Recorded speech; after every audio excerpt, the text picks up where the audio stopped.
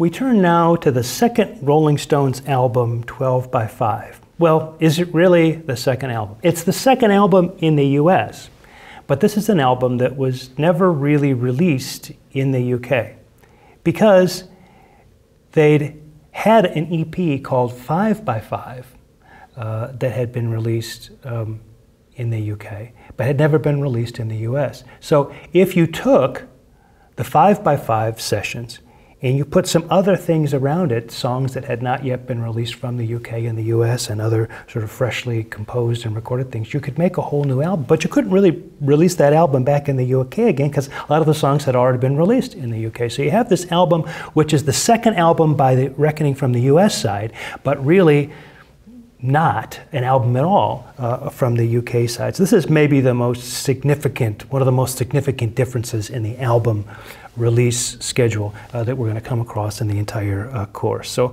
released in the US only in November of 1964, went to number 3 in this country. That's a very, very good performing record.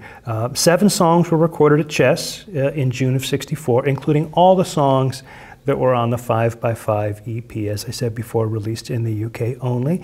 It adds singles and additional tracks that were recorded at Regent in London. Again, we talk about that as being kind of their home base studio in England. Includes 7 covers, 2 band compositions, so Nanker Felch pieces, and now 3 Jagger and Richards songs. Produced by Andrew Oldham, as everything has been so far. The Chess sessions engineered by Ron Malo, and the Regent sessions engineered by Bill Farley. So let's go through and see exactly what is contained on this with regard to cover versions and original versions. The cover versions are more Chuck Berry. Boy, they love Chuck Berry. Around and Around. They got a song called Confessin' the Blues that has been done by Little Walter, Chuck Berry, and others. Another cover is Time Is On My Side, which we've already talked about, the Irma Thomas song that was recorded at Regent.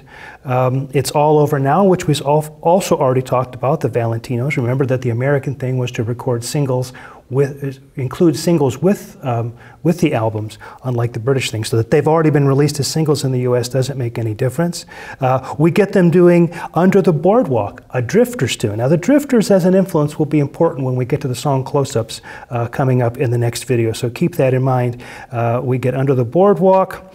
We get a Solomon Burke song. Well, actually, it was a Solomon Burke hit called If You Need Me that Wilson Pickett was the co-writer and did a demo on, and Jerry Wexler, as the story goes at Atlantic Records, gave that song to Solomon Burke, who ended up having a hit with Wilson Pickett's song. Well, anyway, keep our eye on Solomon Burke because covers of Solomon Burke seem to come up again and again on these early Rolling Stones records. And then we have Susie Q, also recorded at Regent. That was originally a Dale Hawkins tune, although some of you may know it, be more familiar with it in the version by Creedence Clearwater Revival, which hadn't been recorded yet at the time this album came out.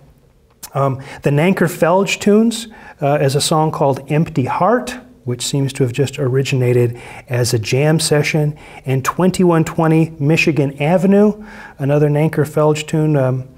These tunes we've mentioned with regard to 5 plus 5. 2120 Michigan Avenue is actually the address of Chess Records, and again, a kind of a jam, instrumental jam kind of thing.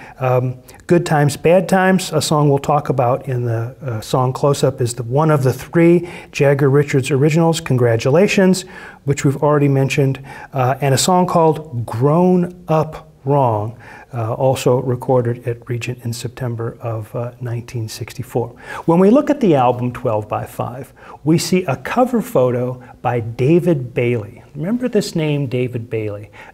He ended up doing this cover photo because he was a fashion photographer in London, a young sort of up-and-coming fashion photographer and a good friend of Mick Jagger's. And so Mick said, yeah, hey, it would be great to have you do the photo for our album cover. And so David Bailey does that cover and ends up doing a couple more covers in the future with the group Out of Our Heads. and others. And then we don't hear much from him until we get to Goat's Head Soup in the first half of the 1970s, and he actually photographs the cover for that. But again, it gives you the idea that, you know, that photo, the photo on the cover of the album means something. It means something if you're not only thinking about what it should look like, but you're also trying to get a photographer who sort of knows what it is that you're trying to project. That's very important. And so I draw your attention here, again, to this idea that the presentation of the music, especially via the album cover and the visuals and Andrew Loog Oldham's liner notes on the back, the presentation of the music via the album cover is already a very important part of the Rolling Stones thing. Well, that takes us through 1964. Let's spend our time in our last video doing a song close-up on three songs, three Jagger and Richard songs. We don't actually have so far many Jagger and Richard songs that we can look at very close-up, but there's three that I think are particularly interesting. So let's have a look in the next video at Tell Me, Good Times, Bad Times, and Congratulations.